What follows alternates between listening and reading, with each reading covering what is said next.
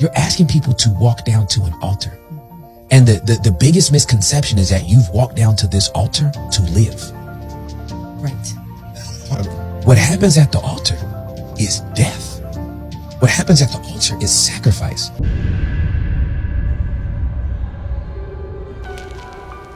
There are things, when you first hear them, they sound cute. But when you add the good seasoning of logic to it, the cute taste dissipates away. Let's get to it. Let's first hear more from the video so we can have the context of what he's saying, of what he means by this.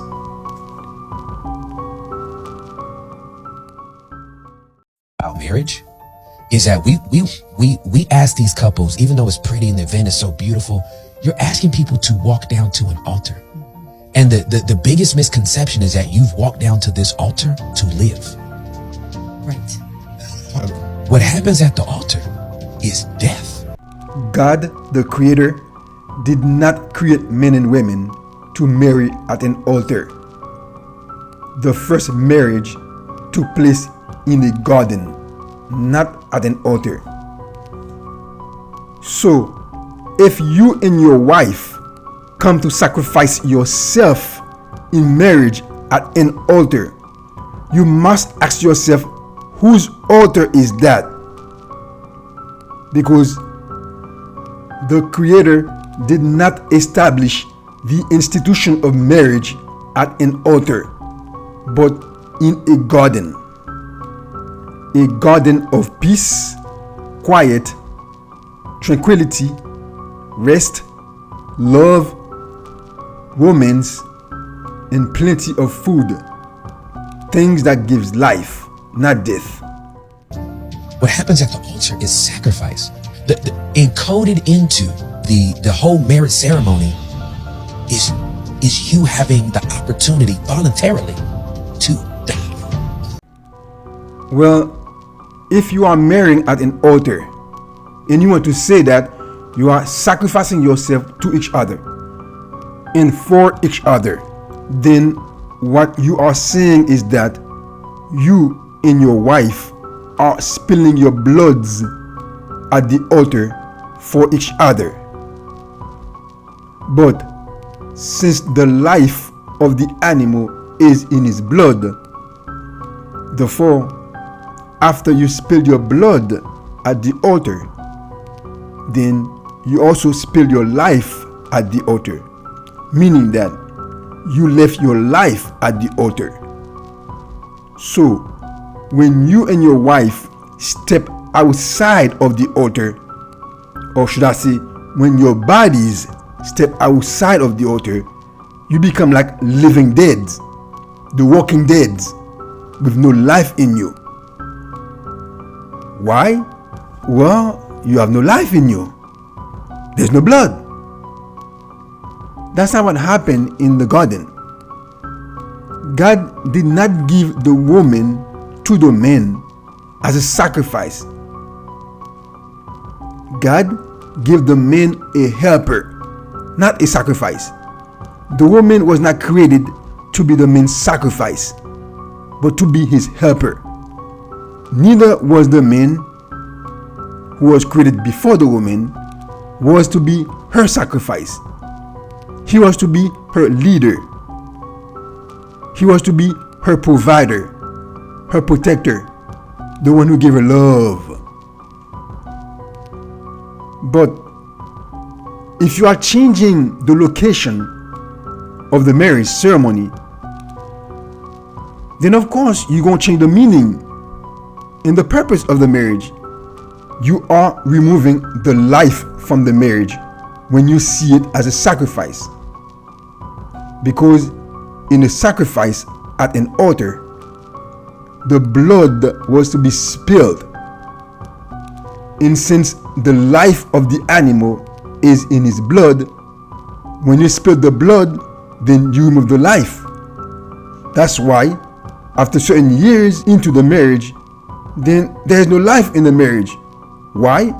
Because you only made a sacrifice and spilled all the blood of the two people coming together into the marriage, the life of the marriage at the altar.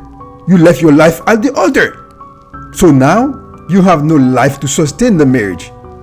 You have no blood. There is no energy. There is no more romance. There is no more energy. There is no more life in the marriage. So now, after many years into the marriage, what else can happen in the marriage relationship but death? In other words, what you're saying is that at the moment you left the altar, the marriage was dying. Or worse, the marriage was dead because you spilled the blood of the marriage, the life of the marriage at the altar. This is wrong thinking.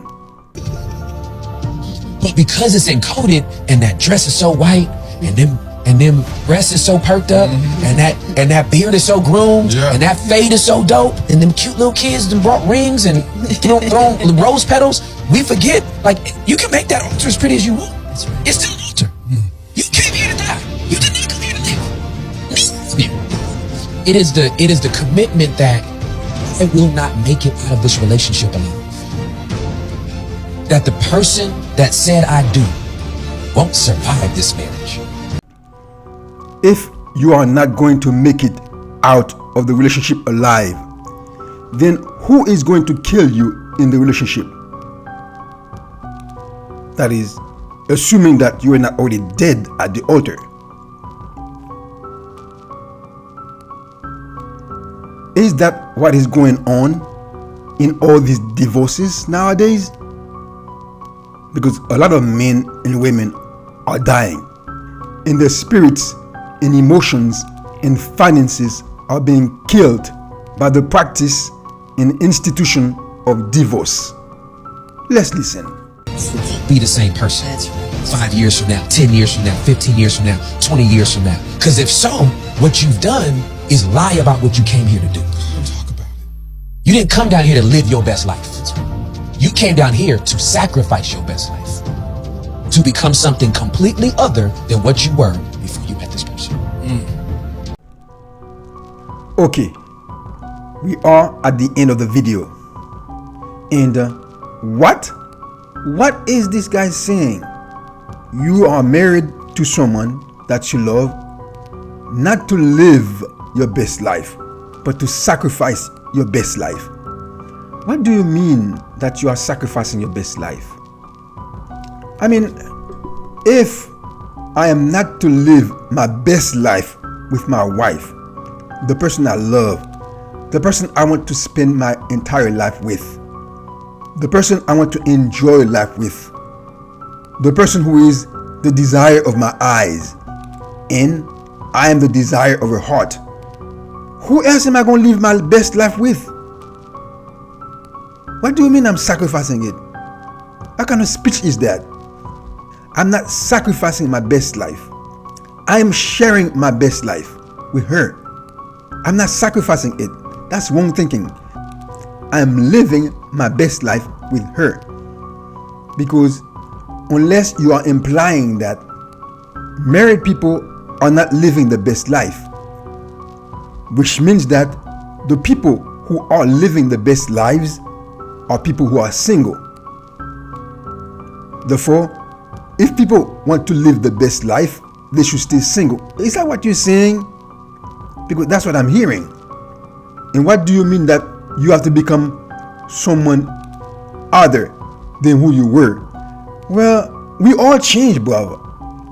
Even the single person who lives his entire life as a virgin, whether he's a man or woman, he's not the same person he was when he was 20.